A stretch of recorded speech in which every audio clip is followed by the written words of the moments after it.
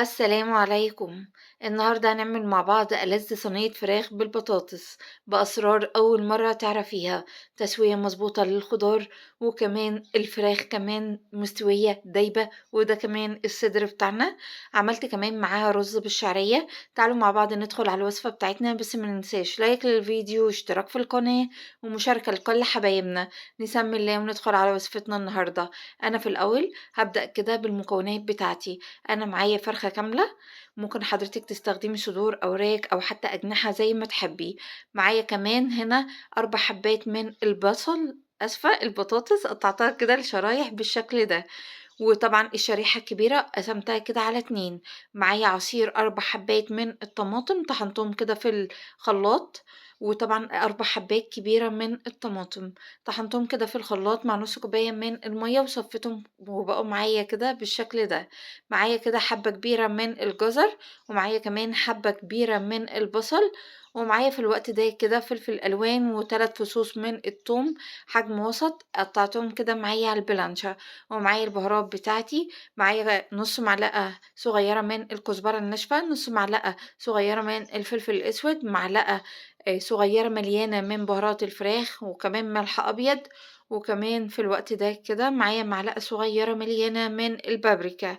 في الوقت ده كده أخدت الفراخ بتاعتي وبدأت إن أنا أتبلها. نزلت عليها كده بشوية من الملح، شوية كده من الفلفل الأسود، وشوية كمان من بهارات الفراخ. في الوقت ده كده بدأت إن أنا أتبلها وأعمل لها كده مساج حلو جدًا مع البهارات والملح الأبيض. وفي الوقت ده كده تعالوا يالّا مع بعض نحضّر صينية الفراخ بالبطاطس. في البايركس بتاعي بدأت إن أنا أنزل كده بالبصل بتاعي، نزلت عليه بالبهارات اللي هي الفلفل الأسود وكمان الكزبرة الناشفة وكمان بهارات الفراخ والبابريكا والملح الأبيض. قلّبتهم كده مع البصل كويس جدًا لحد كده ما البصل بدأ يجيب كده المَيّة الموجودة فيه. بدأت إن أنا أنزل كده بالفلفل الألوان وكمان التوم، اللي هُم 3 فصوص من التوم أنا قطّعتهم قطع صغيّرة على البلانشة. في الوقت ده كده دعكتهم كده مع البصل والبهارات كويس جدًا. بدأت إن أنا أنزل بالجزر، وطبعًا الجزر ممكن تستغني عنه لو مش موجود عندِك أو مش حابة تضيفيه.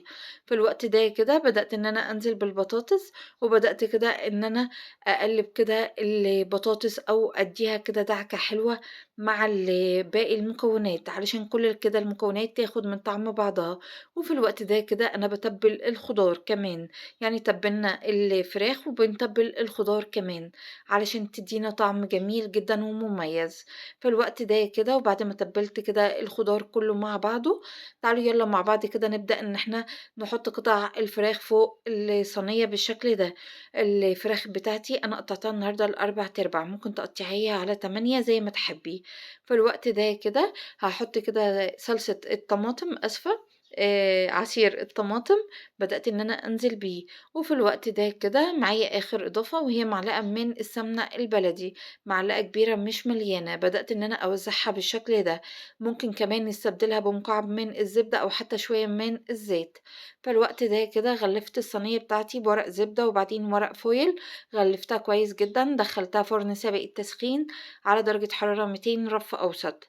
يعني أخدت معايا كده حوالي نُص ساعة بالضبط. وفي الوقت اللي هي فيه بتستوي فيه، تعالوا يالّا مع بعض نعمل ألذ رز بالشعرية. معايا كده في حلة على النار نزلت كده بمعلقة كبيرة من السمنة البلدي وشوية كده من الزيت علشان طبعًا الرز معايا يبقى مفلفل. نزلت كمان بكمية الشعرية بتاعتي، وطبعًا كمية الشعرية بتكون تِلت كمية الرز، مع الاستمرار في التقليب لحد كده ما بتاخد اللون الدهبي الجميل، زي ما حضرتِك كده هتشوفي معايا. في الوقت ده كده ده بيكون شكلها مع الاستمرار كده في التقليب. أهم حاجة كده نقلّبها كويس جدًا علشان طبعًا كلّها كده تاخد لون موحّد. أول كده ما بتاخد اللون معايا بابدأ إن أنا أنزل بالرز، وطبعًا الرز بتاعي بيكون مغسول بس مش منقوع. بابدأ كده إن أنا أنزل كده بأول شوية من الرز، وبابدأ كده إن أنا أقلّبهم كويس علشان طبعًا أهدّي كده درجة حرارة الحلة، يعني علشان طبعًا الشعرية بتاعتي ما تاخدش لون زيادة من درجة حرارة الحلة. في الوقت ده كده بننزل بالرز كده شوية شوية مع الاستمرار في التقليب. وطبعًا الرز بتاعنا بيتغلف كده بالمادة الدهنية علشان طبعًا يتغلف كده ويبقى معايا مفلفل. في الوقت ده كده ومع الاستمرار في التقليب هابدأ كده إن أنا أنزل كده بآخر شوية كده من الرز. قلّبت كده الرز مع الشعرية كويس جدًا، وفي الوقت ده كده هابدأ إن أنا أنزل كده بإضافات، هانزل كده بشوية من الملح الأبيض، وطبعًا الملح بيكون حسب الرغبة، يعني الكمية دي كده حطيت معلقة ونص صغيرة، فالوقت ده نزلت كده برشة كده من الفلفل الأسود، وطبعًا على طرف المعلقة الصغيرة، ودي بتدّي ريحة جميلة جدًا للرز بالشعرية، بدأت كده إن أنا أقلب الرز بالشعرية، وطبعًا ريحة الفلفل الأسود عاطية ريحة جميلة جدًا للرز بالشعرية، فالوقت ده كده هننزل كده بالمَيّة. ولو عندنا شوربة ممكن كمان ننزل بالشوربة، قلّبت كده الرز مع المَيّة كويس جدًا بالشكل ده، وطبعًا خلّيت كده المَيّة فوق الرز بحوالي نُص عقلة صباع، في الوقت ده كده ممكن نضيف لها كمان مكعبين من مرقة الدجاج زي ما تحبي، أنا النهارده ما ضفتلهاش أي حاجة، في الوقت ده كده سِبتها معايا على نار عالية، أول كده بعد دقيقتين كده بدأت الحلة معايا تغلي وبقت معايا بالشكل وبالجمال اللي حضرتِك شايفاه معايا ده، بدأت إن أنا أقلّبها، وطبعًا في الوقت ده هي استوت حوالي 80%، هدّيت النار عليها وسِبتها تكمّل تسوية، وده شكل صينية الفراخ بتاعتنا بعد ما أخدت معايا نُص ساعة في الفرن، استوت معايا بدأت إن أنا أشغّل الشواية، أخدت اللون الجميل من فوق، بدأت إن أنا أخرّجها على طول، وطبعًا ده بيكون شكلها معايا. وطبعًا الرز معايا في الوقت ده بقى زي الفل، بدأت كده إن أنا أقدّمه في الطبق، وأخدت قطعة كده من الفراخ وشوية كده من البطاطس والجزر كمان، وكمان الصوص اللي بيبقى على صينية البطاطس ده بيبقى طعمه جميل جدًا، فالوقت ده كده تعالوا يالّا مع بعض نبدأ إن إحنا نشوف تسوية الخضار، قد إيه تسوية البطاطس كده معايا مضبوطة جدًا، يعني حاجة كده اللهم بارك، وآخدة كمان لون جميل جدًا، وده بيكون شكلها معايا والّا طعمها اللهم بارك.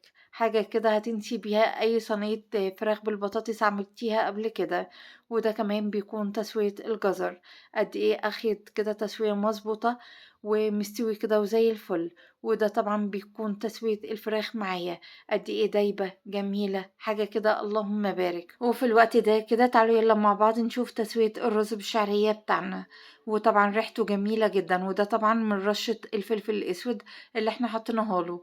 ما شاء الله اللهم بارك قد إيه مفلفل جميل جدًا، آخد كمان الشعرية لون جميل جدًا. تعالوا يالّا مع بعض كده نشوف تسوية الخضار كمان قد إيه مضبوطة جميلة جدًا، وكمان تسوية الأوراق. ده شكل كده تسوية البطاطس شايفين قد إيه مستوية السوا المضبوط، وكمان أبدًا مش مهرية. معايا كمان ده تسوية الجزر، وطبعًا قطعنا كده الجزر شرايح رفيعة جدًا علشان طبعًا ياخد تسوية البطاطس. وده شكل كمان تسوية الفراخ بتاعتنا، وكمان أخدة لون جميل جدًا. الفيديو بتاعي خلص، لايك وشير لو عجبك الفيديو، أستودعكم الله الذي لا تضيع ودائعه، السلام عليكم.